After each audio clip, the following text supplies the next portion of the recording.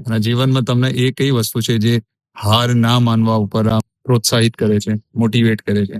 એક છે ને મને મોટિવેટ એ વસ્તુ કરે છે કે હું પોતે બ્લાઇન્ડ છું, છતાં મને એક અહેસાસ નથી કે હું પોતે બ્લાઇન્ડ છું. એ સૌથી વધારે મને બહુ મોટિવેટ વસ્તુ કરે છે, કારણ કે મિત્રોનો સાથ મળી રહ્યો છે એટલા માટે. પણ તમે સમજી શકો છો એ જ બહુ મહત્વની વસ્તુ છે. ક્યાં વાત. માણસના જીવનમાં સમજવું એ જ બહુ મહત્વની વસ્તુ અઘરી છે. હા, મને ઘણી વખત ગુસ્સો કેમ આવે એનું કારણ તને કહું. તમે લોકો જોઈ શકો છો, બીજું કહું જોઈ શકતો નથી, પણ મારા ગુસ્સાને કંટ્રોલ કરવું થઈ શકે ખરો, પણ થોડું એને બહુ એડજસ્ટમેન્ટ કરવું ટાઈમ લાગે, 2-5-10 મિનિટ એટલું. ઉપરવાળાએ ક્યારે કોઈ વસ્તુ તમારી જોડેથી લીધી હોય ને તો વસ્તુ યાદ રાખજે કે એનાથી 2, 4, 5, 10 ગુના વસ્તુ તમને વધારે આપી હોય. એ તારામાં જે હિંમત ઈશ્વરે આપી છે કઈ નવું કરવાની જે બીજા નથી કરી શકતા. દુઃખ આવે છે તો માણસ હાર માની લે છે, પણ મેં તારાથી એ વસ્તુ શીખી કે તારા ચહેરા ઉપર સ્માઇલ રહે છે ને ક્યારે હાર નહીં માનતો.